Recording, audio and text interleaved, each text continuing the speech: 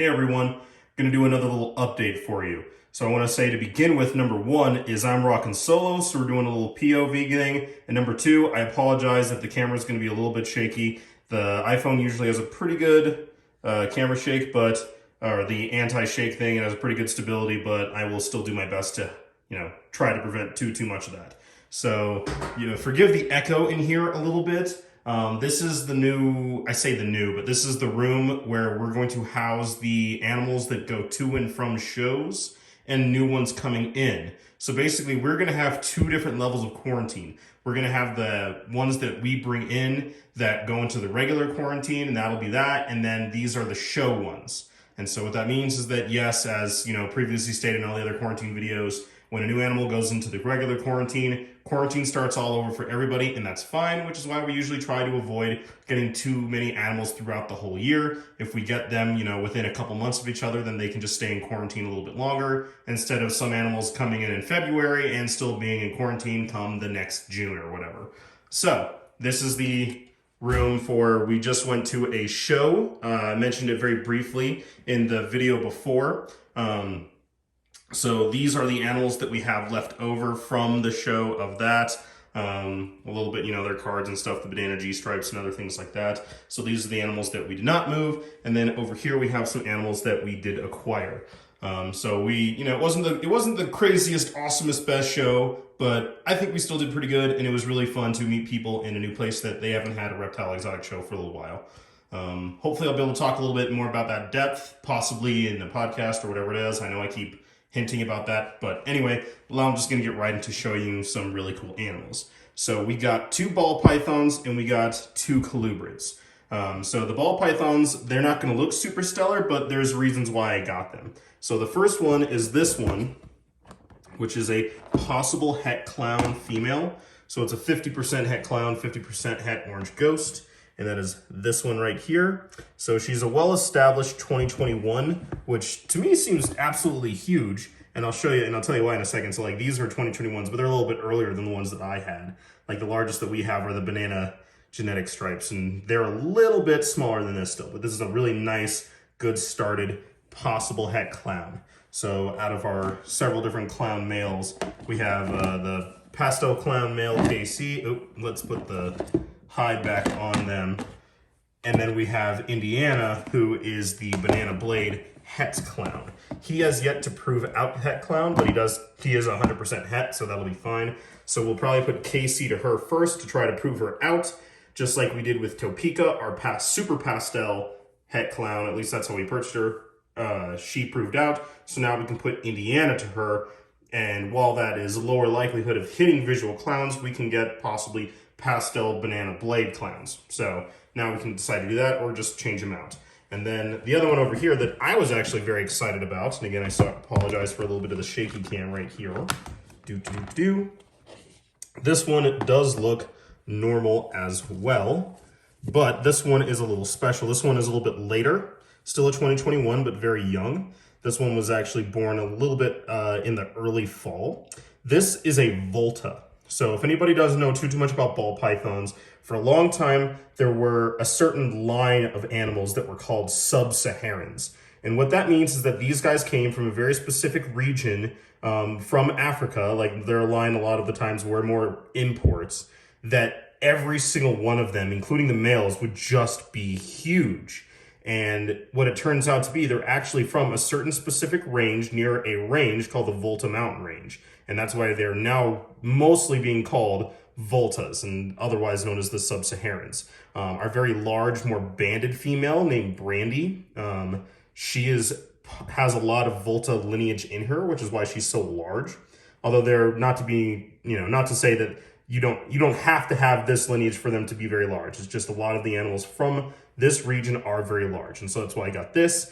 And so while she is just a normal, we will eventually be hopefully purchasing a male to continue that very large Volta line to keep that line more pure, as well as put this into other animals to produce very large animals further down the line. So that's why I decided to get her. It was actually a bit of a trade for her and this pos het clown female, which is kind of cool. We actually didn't really buy any animals. They were just in trade. So this was another breeder who was down in the El Paso region, although it turns out he's actually from Colorado Springs, so that was kind of cool. But we traded an animal for these two, and then we got these two down here that I'm going to tell you. I'm just going to put them right up here and I'll just do it while I'm talking.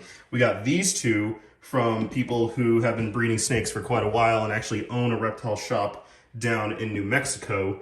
And if anybody's in the area wants to make a trip out of it, they're Cross City Exotics. They're in Las Cruces, New Mexico, so more further south than Albuquerque or Santa Fe, but they're really cool people. It was great to meet them, and we did a bit of a trade for these guys for a couple animals. And so what these are going to be, these aren't going to be breeding animals, because honestly, I have no real plans to breed this particular type of snake.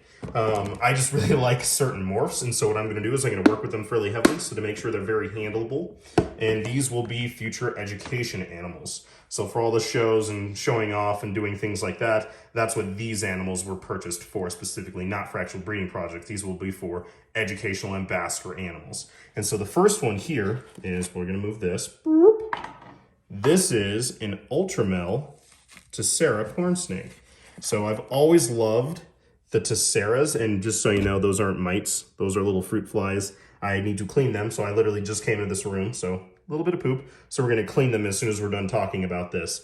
But this is an Ultramel Tessera. So what that means is the Ultramel is a really cool line of a hypomelanistic, and then the Tessera line is this really cool, very striped thing. And almost like there is an actual gene called stripe and motley as well, but these guys are an actual gene called Tessera, and it's pretty well-established theory that the Tessera line may actually come from some jungle corns, i.e. California king snake influence bred into them. So there's a possibility that the Tessera, or every animal with the Tessera gene, can trace lineage back to a little bit of California king snake hybridization. I don't know for sure that's a fact, but I've heard it from multiple people who do keep corn snakes and breed them with regularity.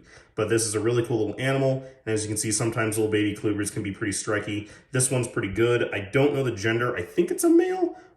It was never really important to me, so I will... I still, as I've mentioned in previous videos before, sexing animals is not one of my strong suits, and I'm working with people and I'm getting a little bit better at it every single time. But colubrids are particularly difficult for me. And we even had to have them second guess an animal that we were hopefully going to purchase, which is a Mexican black king snake.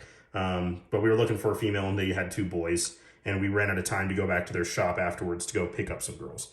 But so really cool little baby corn snake. You stay in there. You stay in there. Don't you do it. Put this back down there. And like I said, I'll clean this after we are all done with this little bit of show and tell. And then so the last animal, doo-ba-doo-ba-doo-ba-doo-ba-doo, just mostly shut that. I'm not going anywhere, so it'll be okay, is this one right here. This is another corn snake, and this one is really cool. Okay, so a little bit more flighty, and that's okay, because it's just a little baby corn snake, and we're going to work on that. This is a scaleless corn snake.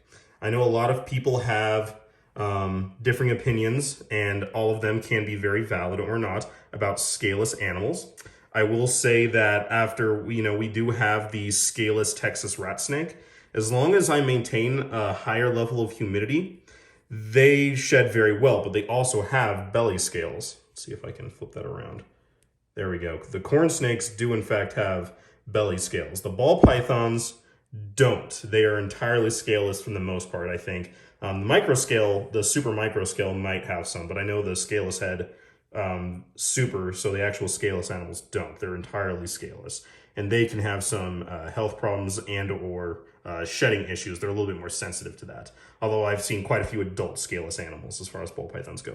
But the colubrids seem to do a lot better, and they have found in several species in the wild scaleless animals, including a rattlesnake, I think a copperhead, and recently a California king snake. So they do pop up naturally in the wild. And they were fairly large examples of their species, so it's not necessarily entirely, anyway, but I really like the animals because it's a really cool educational animal from a standpoint where we can talk about scalation and what it looks like underneath and the adaptations that snakes have.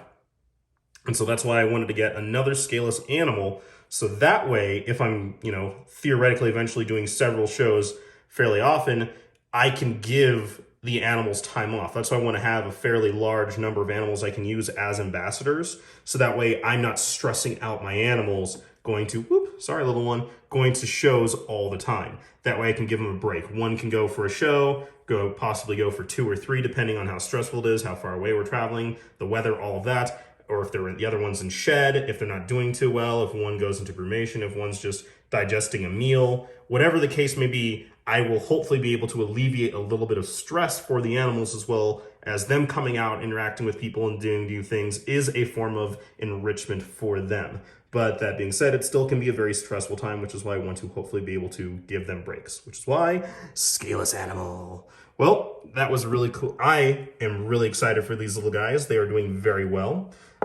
Just picked up a bunch of nice little frozen pinky mice. So these guys are going to start getting fed really well soon. Still not going to power feed them just like my breeders, but look forward to getting them a little bit of size on them, because that way, they need to have a little bit of size before we can start doing shows. But that being said, I don't think we're really going to try to get going on that until this coming summer and 2022 fall spring semester, because with all the other stuff going on right now and it's going into winter break, there's not a whole lot of time left, and that way it'll give us plenty of time to grow our animals that we're doing that, as well as getting fully insured and licensed and everything for that. So hopefully you enjoyed the video. Just want to keep everybody updated on the really cool stuff. Not to mention, I really wanted to show off these really cool things. If you guys have heard any of the fun, if you've ever heard of the Volta, and if you guys know some of the other ball pythons I'm working with, I'm still trying to decide what different ones I want to put into. The recessives are always fun, but that's kind of a longer project. So maybe I don't have too many visual, incomplete dominance plus recessives, but I have a few Mojave leopards, and I have a few albinos and a few pies. I think it'd be really cool to have a 4,000 gram pied banana or something like that. I think it'd be really fun to get into. So if you have any suggestions of what would be a really cool, very large animal, or if anybody that is breeding the Voltas or the Sub-Saharans, let me know down in the comments. Hope you guys are having a great day. Have a great winter and everything going on with that. Stay safe. Have a great holiday season. Hope you're having a good time, and we'll check you next time.